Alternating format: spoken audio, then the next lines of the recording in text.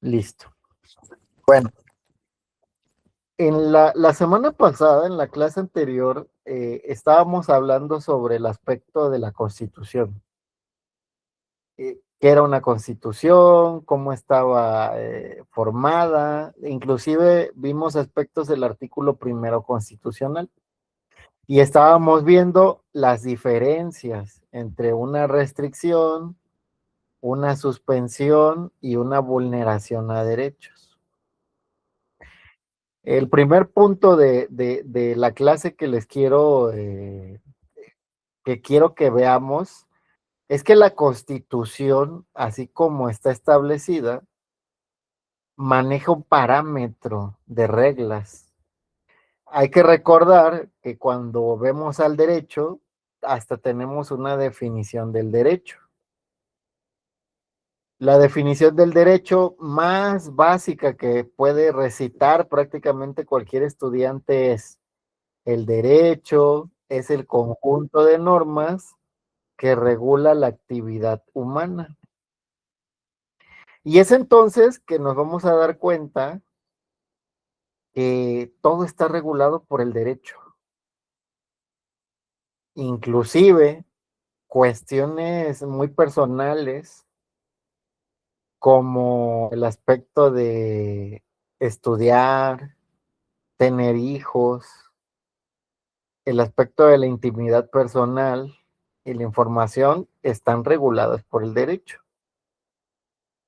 Y es entonces que vamos a ver que prácticamente toda nuestra vida está regida por normas.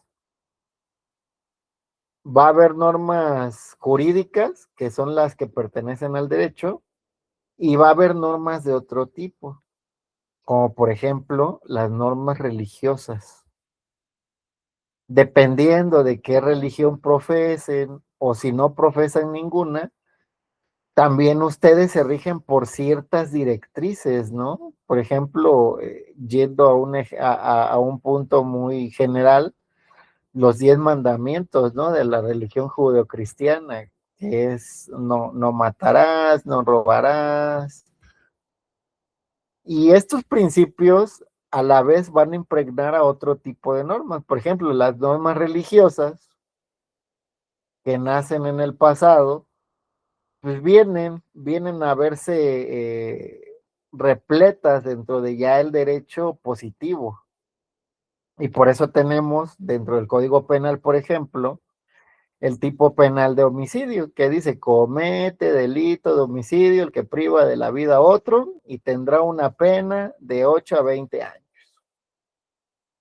Y así vamos a ver que, por ejemplo, está el derecho, están las normas religiosas, hay normas morales también. Pues las normas morales muchas veces se ven inmiscuidas con las normas religiosas, ¿no? Porque por lo regular nos criamos en este ambiente religioso y de ahí van naciendo la moralidad. Pero lo que yo quiero que vean es que al final todo se va a ver regulado por algún tipo de norma. Entonces, cuando hablamos de el Estado constitucional, vamos a hablar de una norma que se llama norma fundamental, norma fundante, así se llama. Constituciones hay de diferentes tipos, pero hay que entender que estas constituciones van a venir a decirnos cómo es que se rige el país del cual pertenece. Por ejemplo, en México, sabemos que está la Constitución Política de los Estados Unidos Mexicanos. Y esta Constitución se divide en dos partes. A ver, denme un momento para poder compartirles la Constitución. ¿Se acuerdan que les... Un momentito.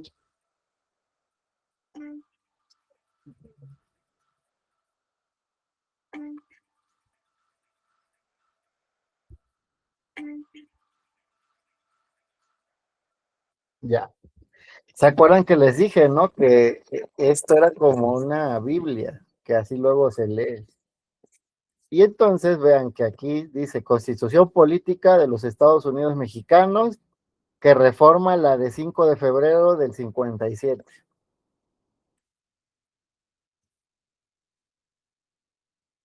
Y aquí vemos cómo dice capítulo primero de los derechos humanos y sus garantías.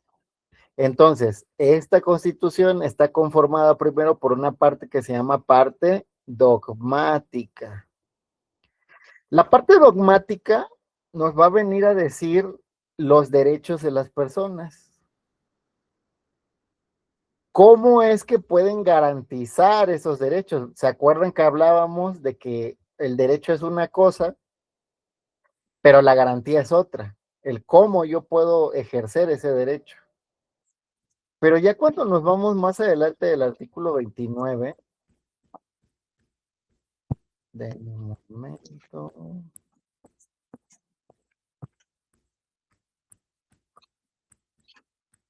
donde tenemos a 25,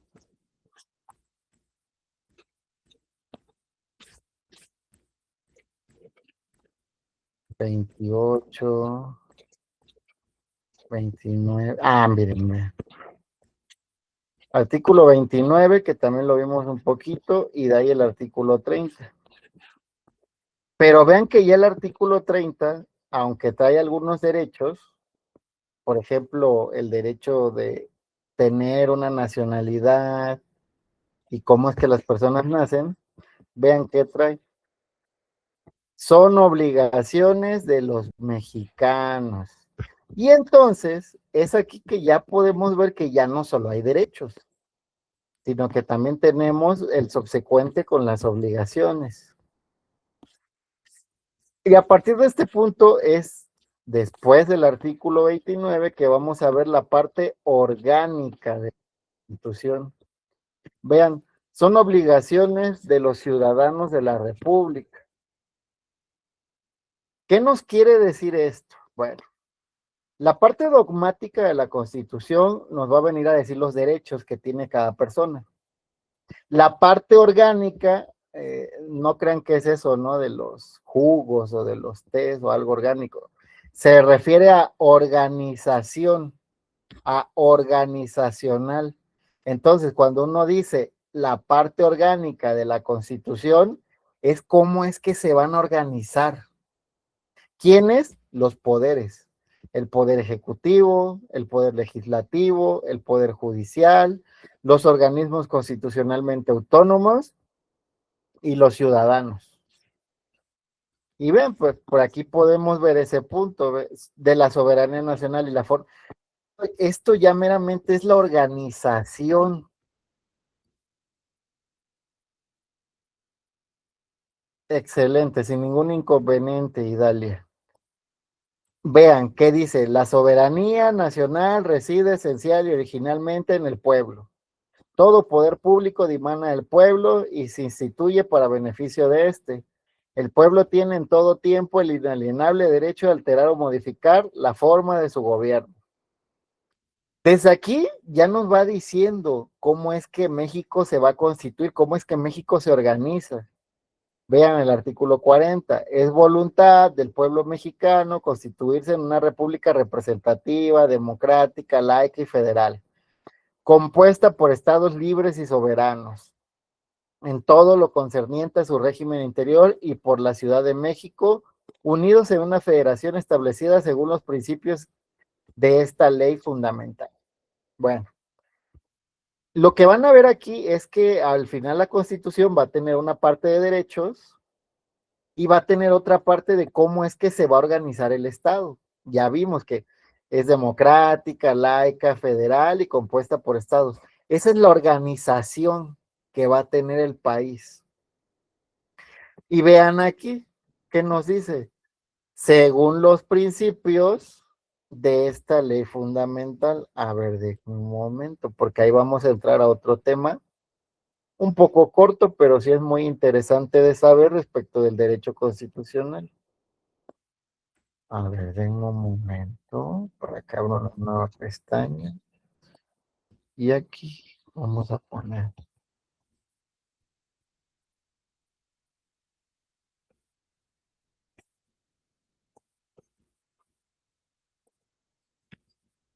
Ok, hago el cambio de pantalla. Vean que aquí nos está diciendo, según los principios de esta ley fundamental, y ya agrega otra categoría, que es la de principios.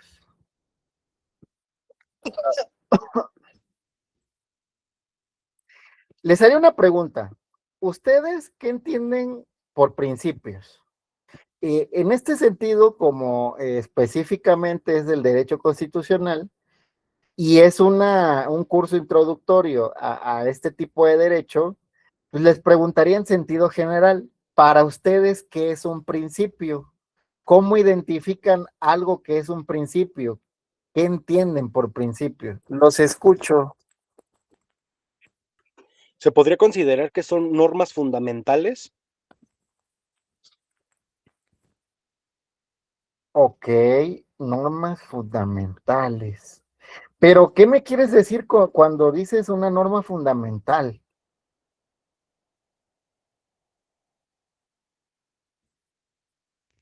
Se podría como orientar hacia la conducta, ¿no? Ah, ok, a que regulen la conducta. Sí. Perfecto, ok. Vamos por un buen camino, normas fundamentales. Podría ser como bueno, como valores, como reglas no escritas, ¿no? Que hacen una buena convivencia. Perfecto, me parecen muy bien sus aportes. Valores, imagínense. Imagínense, ahorita ya me están hablando del mundo de la axiología, que es la ciencia que se dedica a estudiar los valores. Y bueno, estos valores siempre van impresos en una sociedad, ¿no? Les decía que el derecho cambia dependiendo de la sociedad en la que estén. ¿Alguien más? Profe, según yo tengo entendido que es como como el ordenamiento, ¿no? Es esta cuestión de los límites entre lo que son los derechos fundamentales de los ciudadanos y también el cómo ejerce el poder público ante ellos, ¿no? Es como la vértebra del derecho, por así decirlo.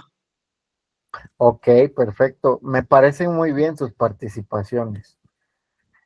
Vean que cuando hablamos de principios, como ya lo decían sus compañeros, se habla de algo fundamental, de algo que no se puede quitar o no de una constitución. Pero se los voy a dar en ejemplos para que les quede un poquito más claro. Antes de eso, les haría otra preguntita. Si un principio es algo fundamental y va cargado con una serie de valores, ¿qué entenderíamos como una regla? Se podría considerar como un tipo de mandato específico, ¿no? Concretos y obligaciones que regulan comportamientos, como son las normas y las leyes. Ok, me parece muy bien, me parece muy bien. La regla al final va a venir a ser una norma, ¿no? Adelante.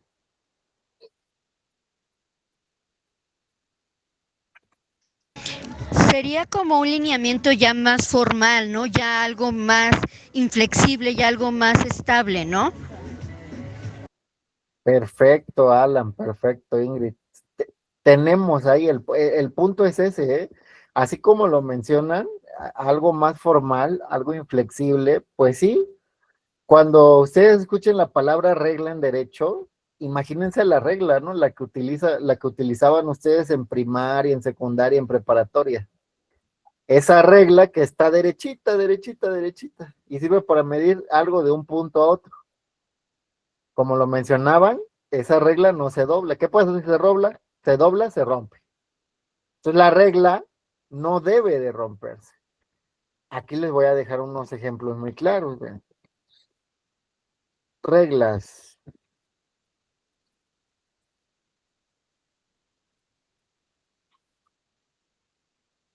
Vean, a ver, se los voy a mostrar a nivel constitucional para que no digan que luego me invento cosas. Vámonos a la Constitución, al artículo 16. Ahí vamos a encontrar una regla. 10, 11, 13, 16. A ver.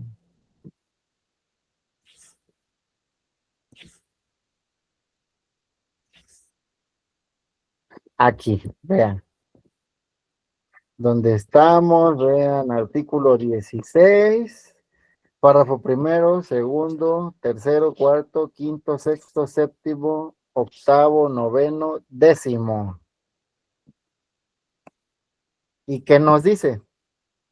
Ningún indiciado podrá ser retenido por el Ministerio Público por más de 48 horas, plazo en el que deberá ordenarse su libertad y ponérsela a disposición de la autoridad judicial. Este plazo podrá duplicarse en aquellos casos que la ley prevea como delincuencia organizada. Todo abuso a lo anteriormente dispuesto será sancionado por la ley. A ver, vamos a analizar ese pedacito de artículo. Para eso vuelvo otra vez a mi ventana. Y dice, no puede retenerse a una persona por más de 48 horas. Segunda directriz. Se duplica el término si es delincuencia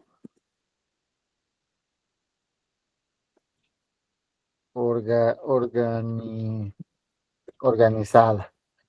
¿Qué es eso de que se duplica? Pues en vez de ser 48 van a ser 96 horas. La propia Constitución, ¿qué me dice? A ver, no puedes, cuando ya detuviste a una persona por cometer un delito, esta persona no puede estar retenida por más de 48 horas. ¿Qué pasa si la retengo 49 horas? ¿Ustedes qué creen que pase? Se incurre ya sería como en un delito, ¿no? Porque ya estarías privando ilegalmente a la persona de la libertad. Efectivamente, por eso les mencionaba que, como lo dicen ustedes, la regla es inflexible. La regla no puedes decir, bueno, es que me pasé una hora.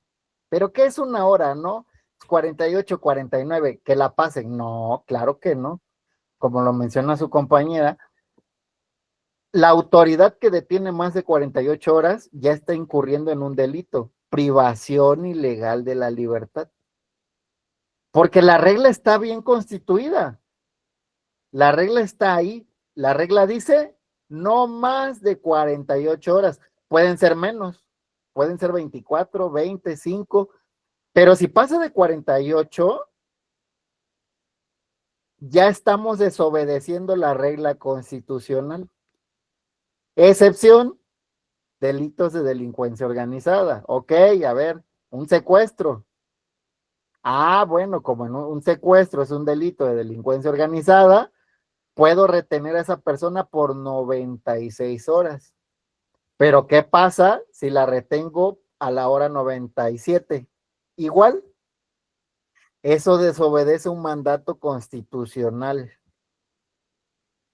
Y por lo tanto, a partir de ahí, esa regla no se puede quebrar. Les pongo un ejemplo más burdo. Bueno, no se debe quebrar, porque de que se puede, ¿no? Pero ¿cuál sería la consecuencia?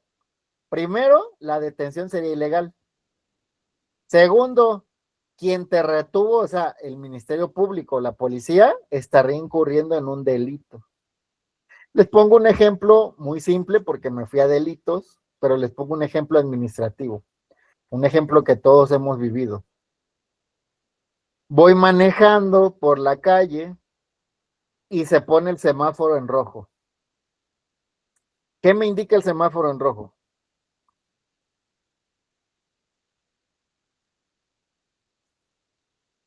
Que se tiene que detener. Exactamente. Es una regla. ¿Por qué sé que es una regla? Porque acuérdense de este principio. Las reglas se obedecen o no se obedecen. Pero no puedes medio obedecer una regla. No puedes decir, pues me medio paso el semáforo, ¿no?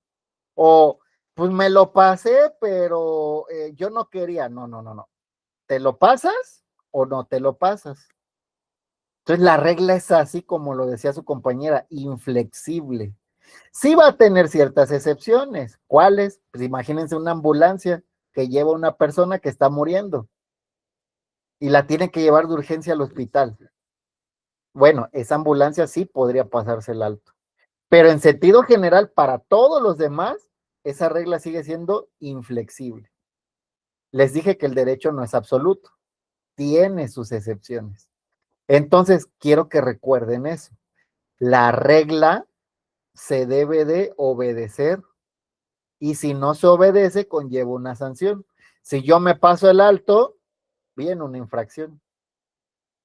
Si yo me detengo en el semáforo en rojo, pues no hay nada, no hay ninguna consecuencia jurídica. Pero, ¿qué pasa con los principios?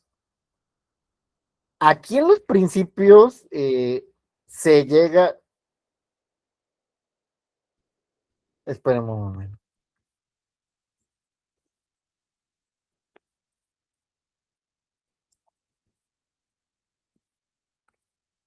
Aquí en los principios, lo que va a pasar es que ahí sí se vuelve variable. Va a depender de las circunstancias específicas. Y vamos a ver, ahora sí, les transmito algunos principios constitucionales también. Acuérdense que yo soy penalista, por eso yo me voy mucho a la materia penal. Entonces, si ustedes tienen algún otro ejemplo en materia laboral, o en materia civil, o en materia administrativa, díganmelos y yo también sé analizar esas cosas, pero como uno se casa con el penal, pues al final luego todo lo que ve en el mundo son delitos. Vean, artículo 20, el proceso penal será acusatorio y oral. Se regirá por los principios, aquí ya dice principios, vean, de publicidad, contradicción, concentración, continuidad e inmediación. Y abajo, artículo 20, está, se lee como apartado A. Entonces, a ver, vamos. Artículo 20, apartado A, otra vez, vean, de los principios generales. Y aquí les voy a dar unos ejemplos para que nos quede claro. Ya les dije, la regla es rígida. Sí va a tener algunas excepciones, pero son muy, o sea, no son frecuentes, vaya. Bajo esas excepciones, la regla, todas las personas que estamos en México se las deben obedecer. Pero vean, por ejemplo, aquí nos habla de un principio de publicidad. Los procesos orales penales son públicos. ¿A qué le suena el principio de publicidad?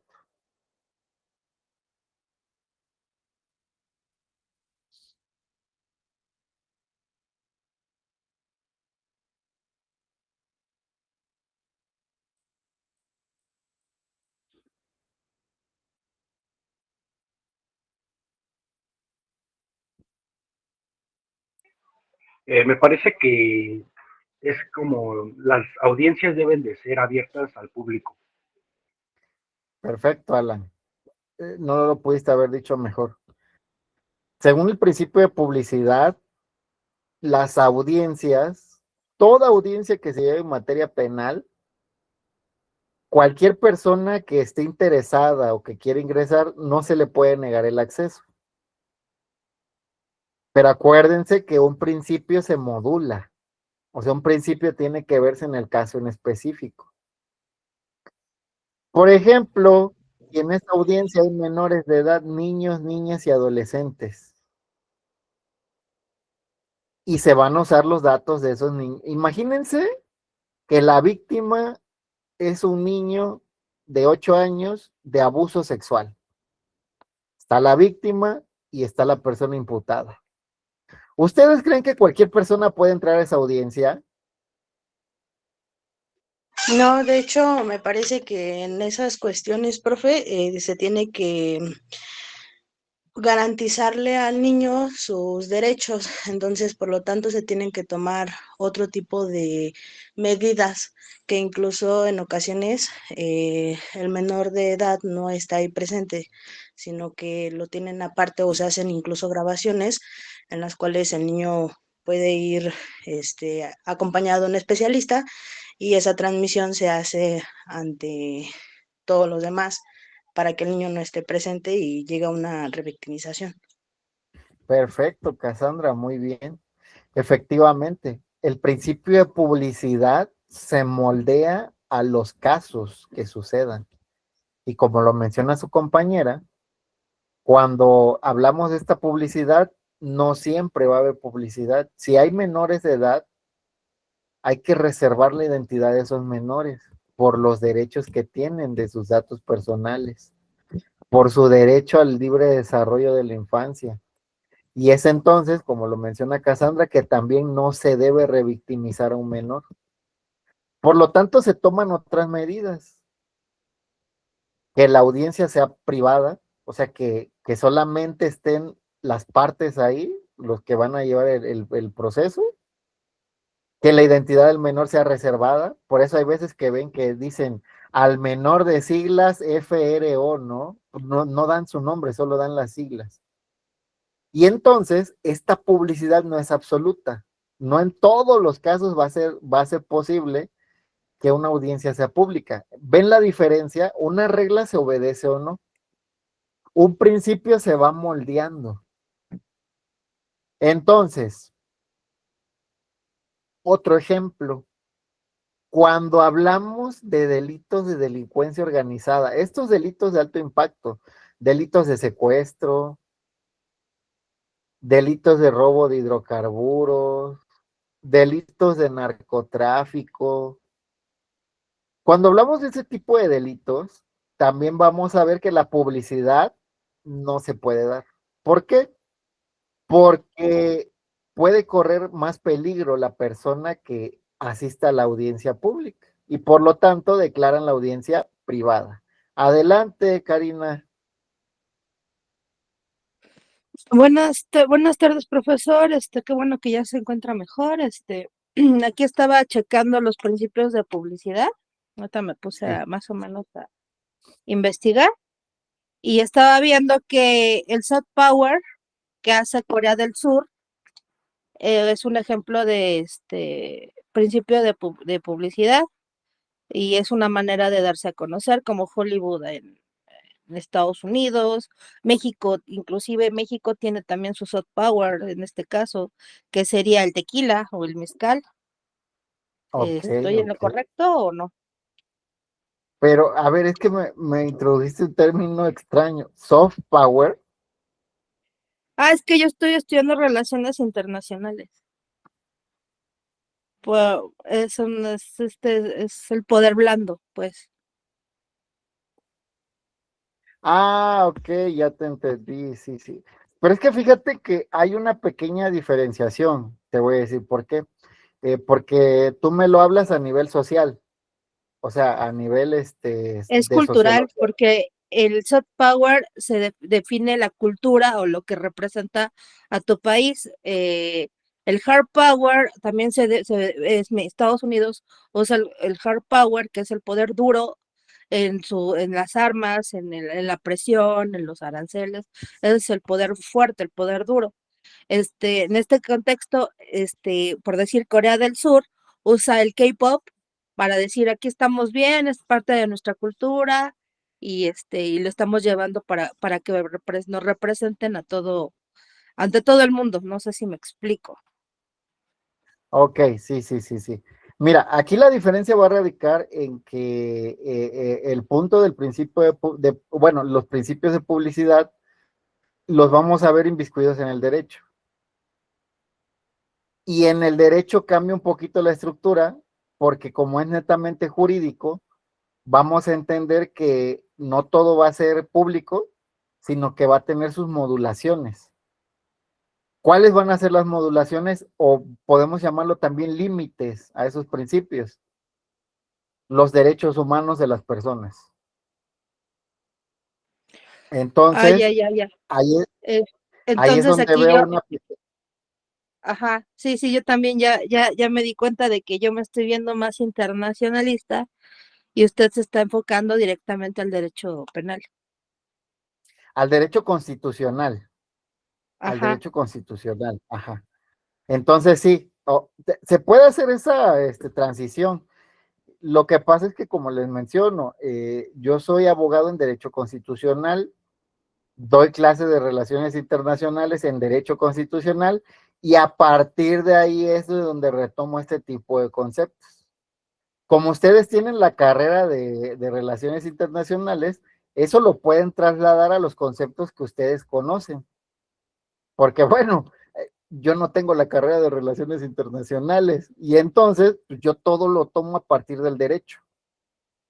Es ahí donde se hace la interdisciplina. ¿Por qué? Porque lo que ya les mencionaba, lo que a ustedes les puede servir de la parte jurídica de lo que yo les enseñe, lo pueden aplicar perfectamente a sus trabajos, o sea, a su trabajo de investigación, si ustedes van a un área jurídica, si ustedes pertenecen a un área administrativa, pueden aplicar todos los conceptos jurídicos que yo les estoy dando. Y es más, evolucionarlos más adelante. Por ejemplo, yo ahorita que estoy en un doctorado de complejidad, ya no es derecho eso, ya es otra cosa. Todo el aspecto jurídico lo estoy cambiando, o sea, lo estoy trasladando hacia otro tipo de conocimiento. Pero entonces les digo, este tipo de conceptos, de reglas y de principios, lo vamos a ver muy enteramente a partir del derecho constitucional mexicano. Por eso estoy utilizando la Constitución Política de los Estados Unidos y les estoy haciendo esta diferenciación. ¿Qué es lo que o por qué se los estoy enseñando así? Bueno, si ven bien, fuimos pasito a pasito. Desde la primera clase vimos el concepto de constitución, vimos el concepto de derechos, de que era un derecho humano, cómo se entendió un derecho humano, y ahorita estamos viendo conceptos básicos de derecho constitucional, norma, regla, y esto qué es lo que esto para qué nos va a servir. Bueno, yo les dije que el derecho es una herramienta. Así como los ingenieros tienen lápices y mapas y utilizan todo esto, los abogados utilizamos las leyes como herramientas. Acuérdense que el nombre del curso es Derecho Constitucional y Control de Convencionalidad. Son herramientas que van a utilizar en algún momento de su vida. ¿Cómo las van a utilizar? Bueno, eso ya va a depender del caso en el que ustedes estén. ¿Por qué? Porque cuando empezamos a hablar de derechos, pues quién sabe de sus derechos, ¿no? O quién sabe qué significa un derecho. Por ahí hay una frase que me gusta mucho que señala, nadie se acuerda de las injusticias hasta que le pasan a uno. Y eso es muy cierto, o sea, uno está muy tranquilo y está muy bien, pues hasta que a uno le sucede algo muy malo, ¿no? Y entonces, lo que yo ocupo de ustedes de este curso es que ustedes aprendan estos conceptos, porque ya después los van a poder utilizar para otro tipo de materias, ya sea para su materia de Derecho Constitucional Mexicano, para su materia de Derecho Internacional Público, para su materia de Derecho Internacional Privado, pero ya llevan un antecedente de estos conceptos. Entonces, siguiendo con la temática del curso. La diferencia entre reglas y principios al final va a ser esa. Una regla es rígida y una regla se debe de obedecer. Como ya les mencioné, las reglas son inflexibles. El semáforo que te cruzas, te lo cruzas o no. Si el semáforo está en rojo y lo cruzas, sanción, una multa. A ver, dice, o puede pasar que al momento pides se respeten tus derechos y no. Ah, es cierto eso también. Muchas veces no sabemos cómo hablar y cómo exigir un derecho. Y un abogado, pues al final, o sea, para eso se dedica, ¿no? A, a hablar por otros a partir del lenguaje jurídico. Y entonces es como como uno lo exige, como uno exige ese tipo de derechos. Por eso el derecho constitucional es muy importante. Vean, el derecho constitucional, como ya les dije, tiene su parte dogmática y su parte orgánica.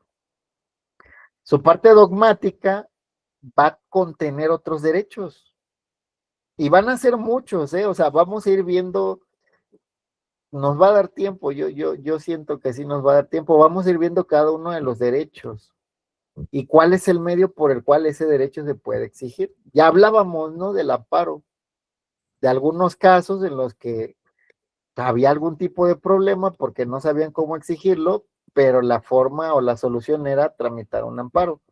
Solamente que sí necesitan conocer este tipo de conceptos básicos para que vayamos por conceptos más complejos. Entonces, ¿por qué les digo esto de los principios y las reglas?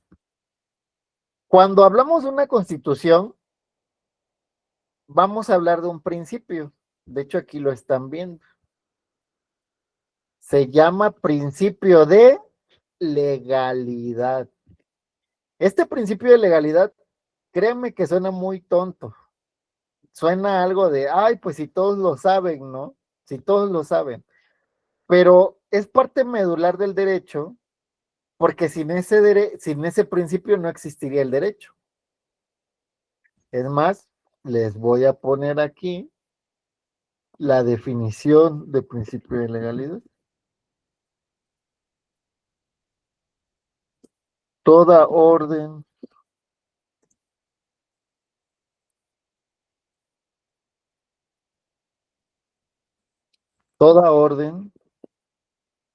o derecho debe estar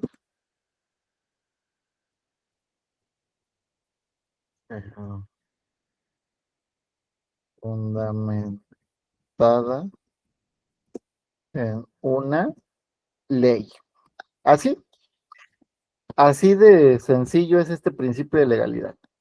Toda orden o derecho debe estar fundamentada en una ley. ¿Qué es lo que me quiere decir esto?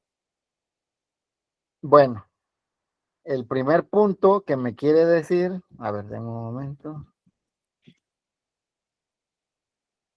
Ok.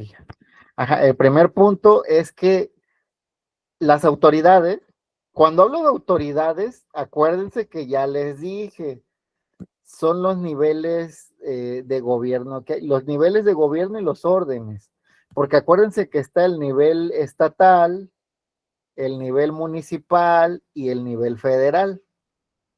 Pues ya saben que en un municipio pues, está conformado por el presidente municipal, por los síndicos, por los procuradores, y ellos se distribuyen aspectos municipales, ¿no? El cobro de agua, impuestos que se deben de pagar como el predial, y van haciendo esa recolección. Contrataciones de servidores públicos. En el nivel estatal, pues es prácticamente igual, un poco más grande. En vez de un presidente municipal, hay un gobernador, hay una cámara de diputados, hay servidores públicos, E igual también cobran cierto tipo de impuestos y el nivel federal, que es en el que se encuentra el presidente de la República, diputados, senadores, y también cobran otro tipo de impuestos. Entonces, cuando yo les digo autoridades, va a ser cualquiera, municipal, estatal, federal, paraestatal, inclusive va a haber algunas personas que aunque no sean funcionarios directos, cumplen funciones de funcionarios, eso se los diré más adelante. Pero, ¿qué es lo que me dice el principio de legalidad? El principio de legalidad lo que me quiere decir es que la autoridad solamente puede actuar bajo lo que dice la Constitución. Si esa autoridad hace algo que esté fuera de este marco constitucional, entonces está rompiendo el principio de legalidad. Por eso me dice, toda orden o derecho debe estar fundamentada en una ley. ¿Cuál orden? A ver, a mí una vez me tocó un asunto, les voy a platicar, es administrativo. Me dicen si ya se les platiqué el asunto de las hamburguesas, ¿se los platiqué o no? No. Ok, se los platico. Había una persona dueña de una cadena de hamburguesas grande. Era local, o sea, no era internacional, pero era grande en el municipio que estaba, en Tlaxcala. Esta persona, pues, ganaba muy buen dinero, prácticamente se embolsaba como $500,000 al día, porque ya era una cadena, no nacional, pero ahí en la ciudad en la que estaba ya había varias de sucursales de él. Y resulta que en algún momento se le ocurre la hermosa idea de empezar a hablar contra el gobernador y decir que el gobernador no servía, que debían de tener un cambio real, que él era la persona indicada para llevar a cabo ese cambio. Y a los 3 días, adivinen qué, va Protección Civil y le cierra el local de hamburguesas. Extraña coincidencia que después de hablar mal de un gobernador, vaya una autoridad y le cierre su negocio, ¿no? ¿Cuál era, qué era lo que decía Protección Civil? Vean, porque la autoridad es muy inteligente, o sea, llevan años haciendo esto, saben cómo hacer su trabajo. Cuando vemos la notificación de Protección Civil, señala, se hizo un estudio de mecánica de hechos y topográfico que señala que el local establecido en tal lugar de razón social, hamburguesas tal, no cumple con los lineamientos para poder ser un lugar seguro. Y por lo tanto, a partir de este momento se declara clausurado.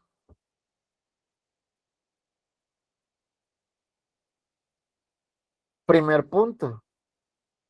Ahí había una orden, ¿no? La orden, ¿cuál era? Clausurar el local.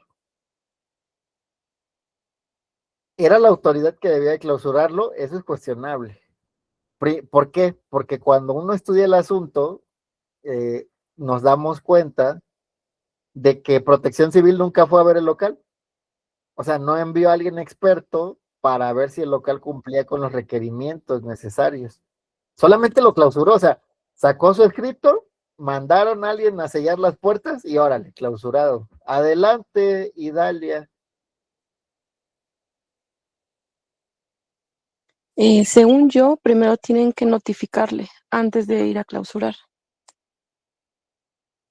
Ya están hablándome de algún tipo de derechos. Vean cómo su compañera ya nos dice que hay un derecho que se llama derecho de notificación. Y eso viene en la Constitución, ¿eh? O sea, si una autoridad va a hacerme algo, esa autoridad tiene la obligación de decirme qué me va a hacer. A eso se le llama notificar. Y entonces les digo, por eso el principio de legalidad es tan importante para el derecho, para las personas. Cuando a esta persona le clausuran su local, contrata unos abogados, llevan el asunto por un año y no le resuelven nada. ¿Qué dicen? Pues es que por más que tratamos de abrirlo, nos dicen que hay órdenes directas de que no se abra. Y bueno, ya es que nos contacta, se tramita un amparo a nivel federal. ¿Por qué? Porque a nivel local, pues, el gobernador era el que andaba moviendo todo, ¿no? Pero ya a nivel federal sí nos hacen caso y de hecho atacamos eso. Se viola el principio de legalidad toda vez que Protección Civil no es la autoridad competente para clausurar el negocio. Más aún cuando Protección Civil no llevó a cabo los estudios correspondientes para decidir si ese negocio era apto o no para las medidas de protección civil mismas. Y órale, pasaron 6 meses, nos dan la razón y dicen, sí es cierto, protección civil no tenía por qué clausurarlo. Entonces, es lo que yo les quiero dar a entender. Todo lo que una autoridad nos diga que debemos de hacer, todo lo que una autoridad venga a decirnos que es nuestra obligación, debe de estar sustentado en una ley. También me tocó una vez ver con un compañero. Está el carro avanzando, le hacen señas de que se detenga, viene el policía y que, como mi compañero también es abogado, lo primero que hizo al ver a la policía es comenzar a grabar. Ese también es otro tip, ¿eh? Si ven policías y ven que están en una situación riesgosa, grabe. Deben de grabar. No va a quitar el hecho de que les hagan lo que ya de por sí les iban a hacer, pero ya lo tienen grabado. Bueno, sigamos. Empieza a grabar mi compañero al policía. Y el policía lo primero que dice es esto. A ver, ¿ustedes qué opinan? Dice el policía, no me puedes grabar porque yo no te doy permiso y estás invadiendo mi espacio personal. ¿Qué opinan ustedes? Que es incorrecto, ya que como es una autoridad federal, eh, tienen el derecho de grabarlo porque es un servidor público en funciones. Adelante, Ingrid. Gracias, Alan.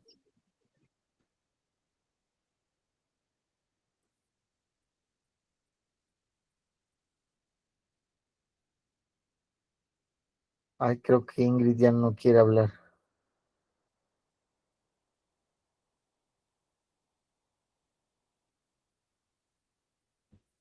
Perfecto, nos vamos a quedar con el comentario de Alan, entonces. Efectivamente, como lo menciona su compañero, al final, una de dos, o el policía lo que quería era sacarse de la manga rápido que no lo grabaran, o en realidad desconocía eso y él pensaba que sí era cierto lo que decía, ¿no? Pero ahí vamos a ver que la autoridad Profe, muchas veces se perdón que lo equivoca. interrumpa. Adelante, Elidet. Bueno, he visto estos casos así como lo platica, y cuando el servidor público policía te comienza a grabar, ahí que aplica. Ah, ok. Es que son dos situaciones diferentes. Vamos con la situación A y de ahí vamos con la situación B, ¿va? La situación A. Yo soy un ciudadano, veo que se me acerca la policía y comienzo a grabar.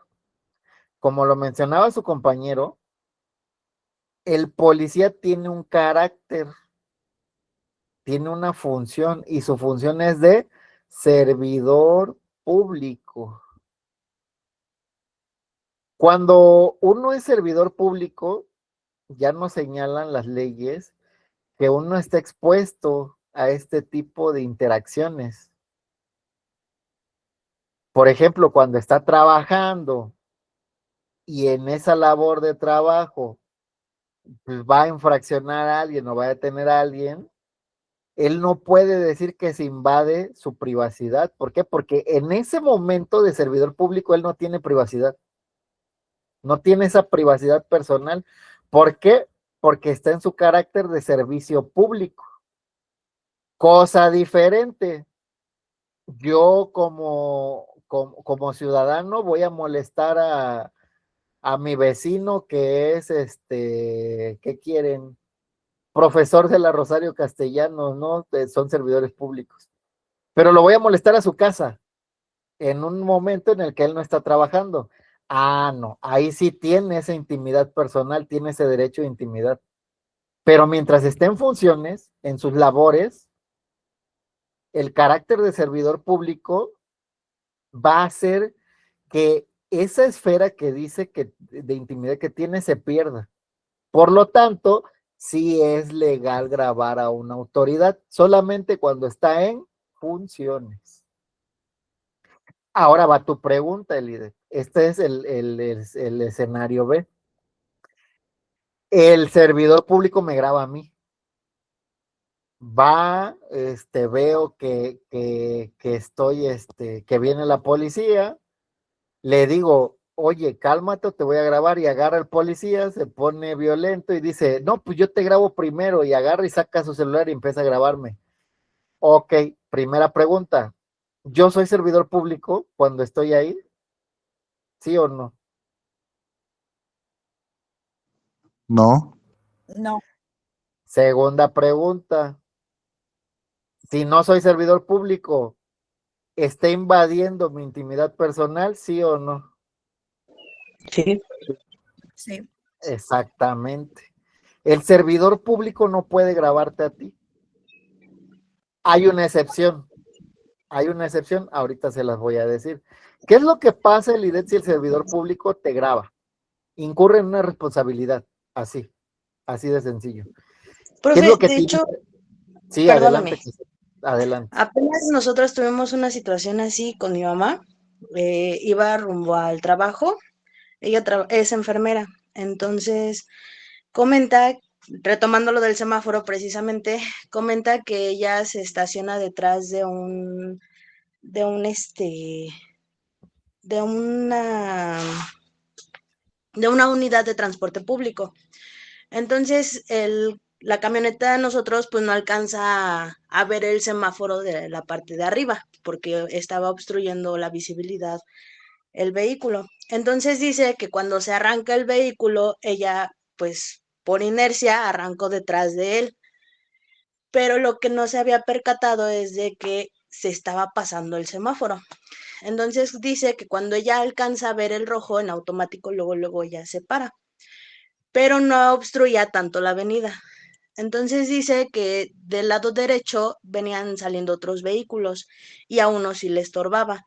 Entonces el vehículo que venía detrás de ella también se arrancó, pero pues obviamente eso no alcanzó a cruzar el semáforo, ¿no?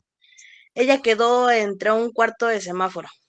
Entonces dice que pues ella trató de hacerse para atrás, pero no más no podía. Por lo tanto se hizo hacia adelante, ¿no? Y para pararse adelante. Y en eso pasa una policía municipal. Entonces el municipal le dice, deténgase. Ella agarró y se detuvo, pero le dice, no, no se detenga aquí, deténgase más adelante. Se detiene más adelante y le dice que le preste sus papeles. Ella le dijo que qué había ocurrido y ya le dijo, él que de todos modos a ver cómo se iban a arreglar.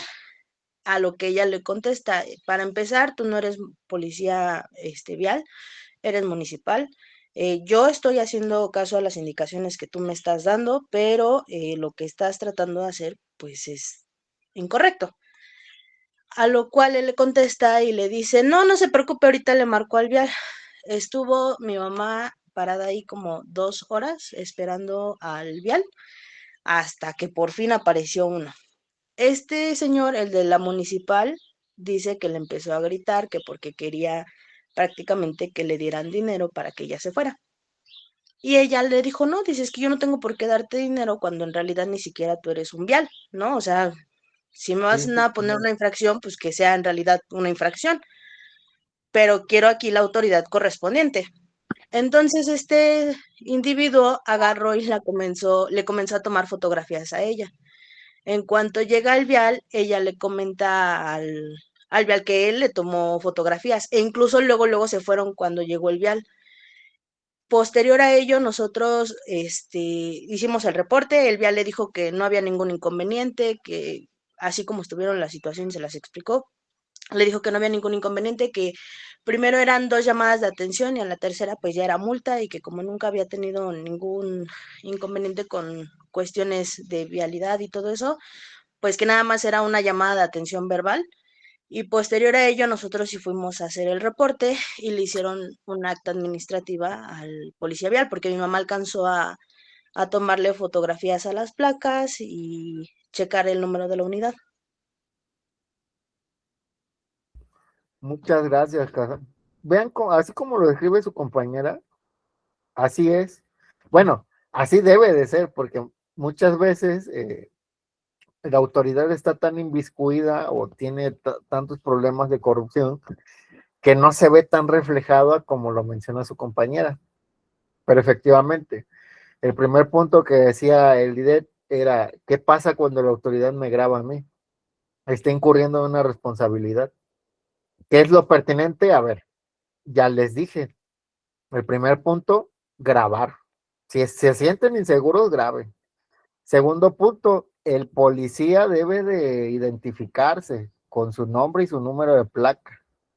Y hasta la unidad a la que está escrita. Y ya con eso, lo que ustedes deben de hacer es ir a ese lugar y levantar ese reporte. Hay lugares en los que se llama queja. Hay lugares en los que se llama queja administrativa, reporte ante el OIC. Dependiendo del lugar en el que se encuentren, va a cambiar un poquito de nombre, pero siempre va a ser lo mismo. Es una denuncia ante un servidor público. Y en esta denuncia, pues usted, casi como lo menciona su compañera, bueno, lo que pasa es que trató de pedirme dinero o me retuvo 2 horas por algo innecesario. Y créanme que este tipo de medios, de garantías, sirven mucho. ¿Por qué? Porque muchas veces sí funcionan. O sea, al final esa queja va a ser que en el expediente del policía pues aparezca que es algo problemático, que tiene inconvenientes,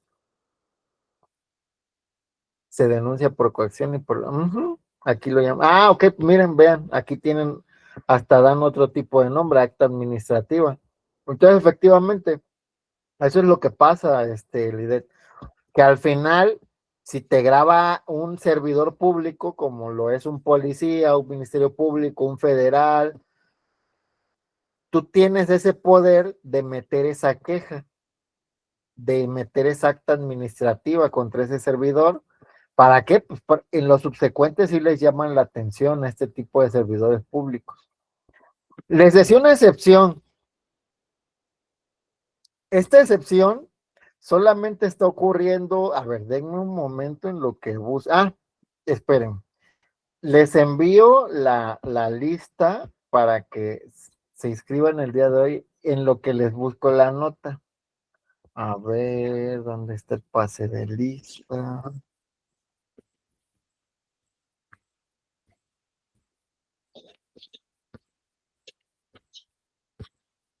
Aquí está.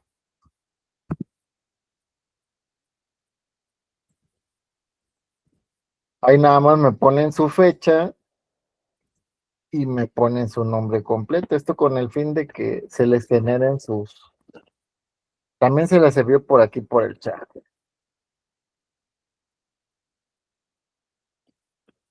En los 5 minutitos en los que escriben su nombre, yo les busco esta nota. ¿Va?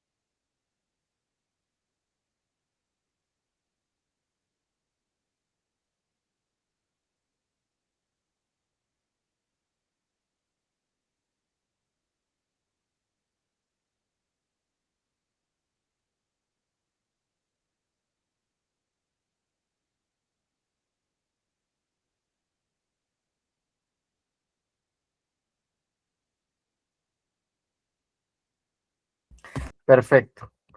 Como les dije, a ver, el primer punto, yo como ciudadano puedo grabar a un agente policial, sí. ¿Cuándo? Bueno, cuando yo sienta o cuando yo vea que tal vez estoy en una situación de riesgo. Estoy sentado y veo que vienen como 3 o 4 policías hacia mí, ¿no? Saco mi cámara y a grabar. Estoy conduciendo y veo que viene un agente policial y me señala que me pare, ¿no? Saco y grabo. ¿Cuándo no sería legal hacerlo? Les digo que el derecho tiene siempre excepciones, siempre va a tener excepciones. Cuando yo esté interrumpiendo una investigación, por ejemplo, se da mucho cuando están los policías en una operación y como que uno anda de chismoso ahí, ¿no? Y ve que los policías están detrás y agarra y empieza a grabar. Eso ya, ¿no? O sea, hay límites al momento en el que uno puede realizar algo o no. Aquí en Morelos, profe, hubo un caso similar. Este, estaban unos policías en un lugar que se llama Patios de la Estación y estaban haciendo prácticamente retén. Entonces, detuvieron a una camioneta en donde había individuos que llevaban, me parece que droga. Entonces decían que uno de los chicos, esto fue como a las 12 de la noche. Entonces uno de los chicos que según iba rumbo al trabajo a esa hora, se detiene a grabar y dicen que los individuos del vehículo sacaron sus armas y empezaron a disparar a los policías y los policías a ellos. Entonces, el chavo quedó entre medio de los dos y en vez de esconderse o quitarse, continuó grabando todo. Ay, Entonces, en una ocasión, ahí mismo, uno de los policías dispara, pero le dispara a este chavo. Desgraciadamente, perdió la vida. Posterior a ello, toda la familia, de ahí que era de Patios de la Estación, empezó a decir que los policías lo habían matado, que porque incluso hasta tenían el video en redes sociales y que lo hicieron con toda la intención. La verdad desconozco en qué había quedado el caso, pero pues ellos estaban diciendo, se estaban justificando que pues el niño estaba grabando las irregularidades que según estaban teniendo los policías. Pero al final de cuentas creo que sí les iban a cargar sanción a los policías. sí, claro, siempre se debe llevar un proceso cuando se pierde una vida. Aquí creo que el punto que ustedes deben de sopesar cuando están en una situación de este punto es hasta dónde pueden ustedes realizar o ejercer ese derecho. Pues les digo, en una situación en la que ustedes sienten que sí están en un peligro, deben de grabar. Pero como lo mencionas, Cassandra, o sea, oye, estoy viendo que la policía está acá y acá está un grupo armado, y yo me detengo y voy a grabar, ay, no, o sea, eso es una total irresponsabilidad porque eh, como lo mencionas en el caso que dices, expongo mi vida, estoy exponiéndola, ¿y por qué?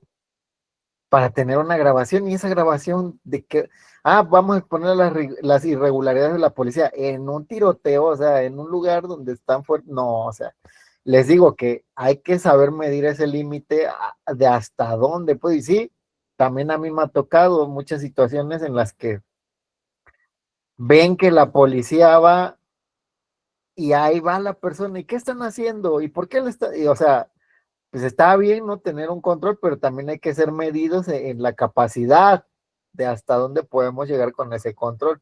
Si yo veo que están fuertemente armados, pues yo no sería de esas personas que van a preguntar, créanme.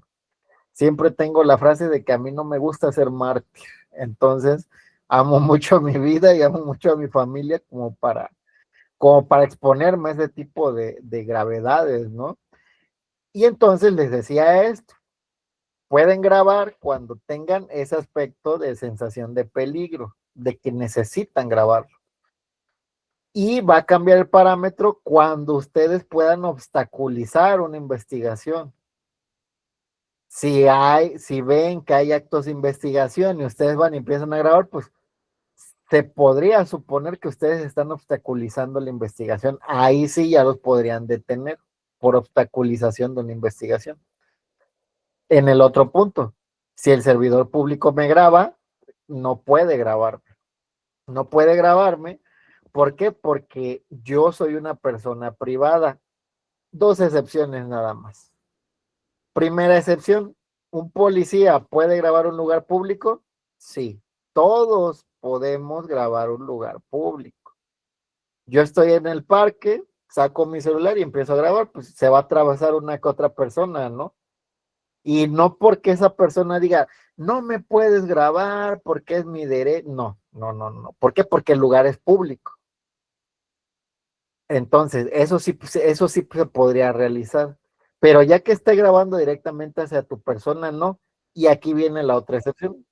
¿Cómo aplica? Exacto, Alan, a ese punto iba. Mira qué intuición tienes. Ahí va. A ver. De hecho, eso es lo que les iba a compartir ahorita.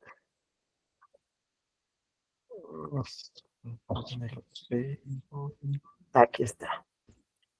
Es el lábico.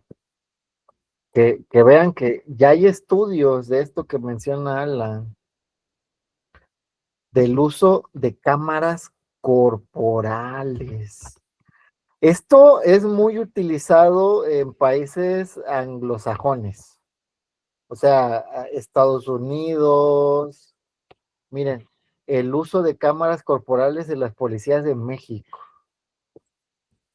Entonces, hay ciertos municipios o estados de México que ya tienen una historia de años atrás en las que han visto que sus índices de corrupción son muy altos y no los pueden frenar.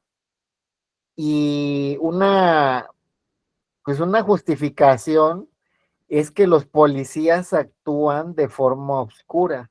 O sea, cuando te detienen, se ocultan. Ya que se ocultan, pues ya te piden una dádiva, ¿no? Comienzan a ejercer su acto de extorsión. Y es entonces que pues, hay empresas privadas que ofrecieron este servicio a algunos municipios. Se llama uso de cámaras corporales. Y yo creo que hasta ustedes lo han visto en las series, ¿no? Que está el policía, creo que en Roku pasa, Rookie, que es una serie de Netflix de policías. Es muy buena, por cierto, se las recomiendo. Pero pues antes de salir de la estación se ponen su camarita y ya cuando están en acción, pues la cámara todo lo graba y ya cuando regresan de su rondín, pues regresan la cámara con la grabación. Ok, ahí va la pregunta. ¿Es constitucional o no? Sí, el uso de cámaras corporales sí es constitucional y aquí viene la justificación. Cuando nosotros hablamos de medidas para la seguridad de la ciudadanía, hablamos de medidas en todos los aspectos. Entonces, si una cámara corporal va a asegurar que el policía se conduzca con probidad y que además quede un antecedente videograbado de todo lo que hizo,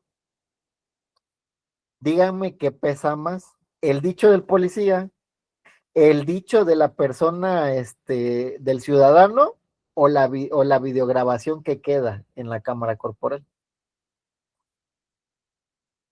La videograbación.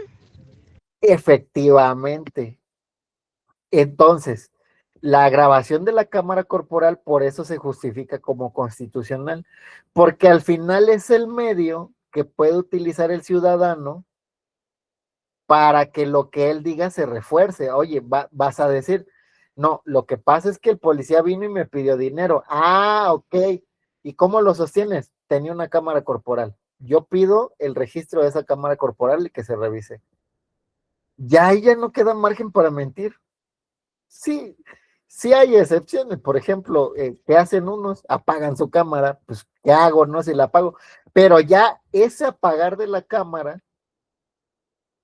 me demuestra que probablemente haya mala fe por parte del policía. Entonces, se le cree más al ciudadano que al propio policía. ¿Por qué? Porque apagó la cámara, ¿no? ¿Qué es lo que tenía que ocultar? Entonces les digo, aquí en México, no a nivel general, pero sí hay estados, vean aquí, el inicio en Tijuana y la inclusión de las cámaras corporales en la Fortaseg y en la FASP. ¿Cuántas cámaras hay? La investigación realizada permite afirmar que en México hay al menos 168 instituciones policiales que han comprado cámaras, 158 municipios y 10 estatales. Aunque estas policías representan menos del 10%, en realidad el 45% de la población en México vive en un municipio donde la policía ha comprado cámaras corporales. Entonces vemos que el uso de cámaras corporales no es extraño al país. Solamente que, bueno, los costos del uso de estas cámaras sí es muy alto. El mantenimiento del servidor en el cual se almacenan las grabaciones. Imagínense si son cientos de miles de policías, pues claro que se vuelve caro la administración de este tipo de herramientas. Pero sí, esa es la excepción que les iba a decir. Cuando es una cámara corporal, y aquí viene el otro punto, autorizada por la institución, entonces esa cámara sí va a ser legal. ¿Por qué? Porque protege tanto al policía como protege a la otra parte, a la parte que se queja, a la parte que detuve, a la parte que infraccioné. Y entonces se vuelve más preponderante el uso de este tipo de cámaras. Y les digo, o sea, en México no es extraño, sí se usa, solamente que no se utilizan con la generalidad que uno quisiera. Entonces va.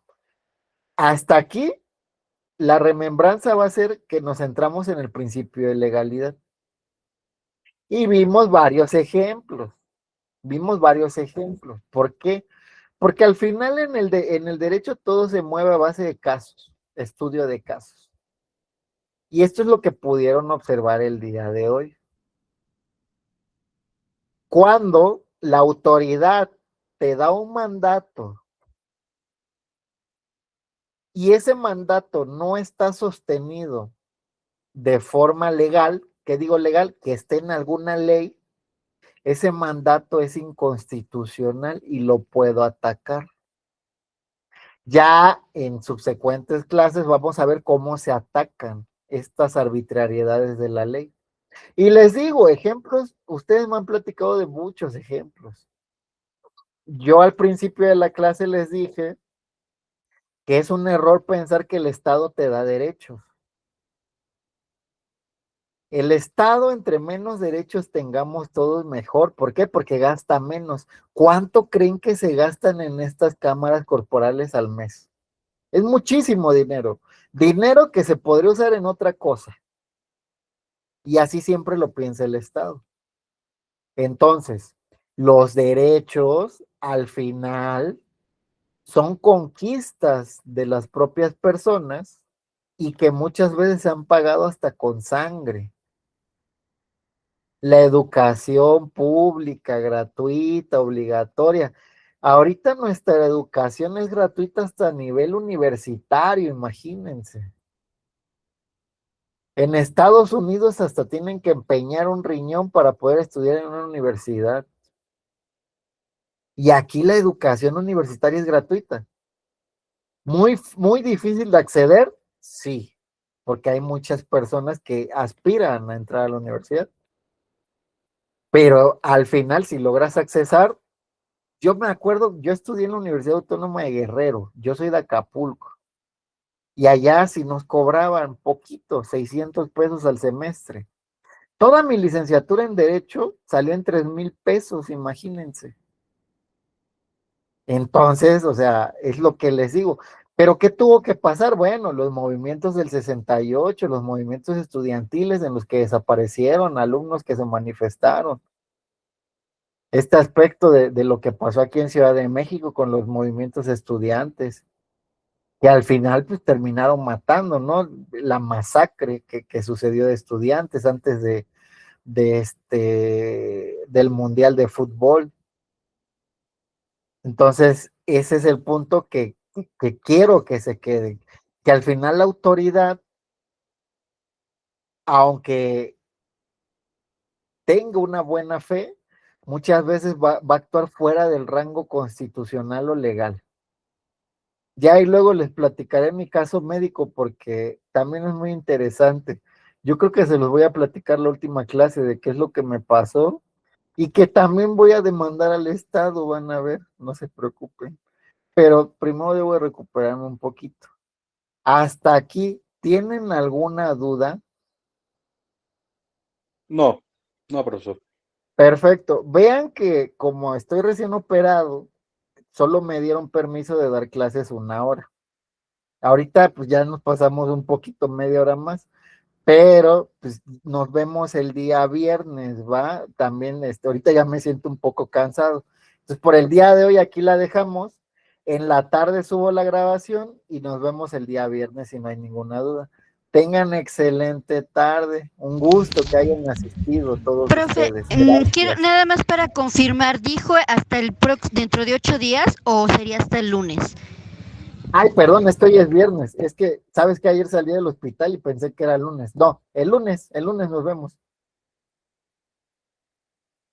Ok, muchas gracias, profe, y que se recupere pronto. Perfecto. Muchas gracias a ustedes. Tengan excelente tarde. Saludos.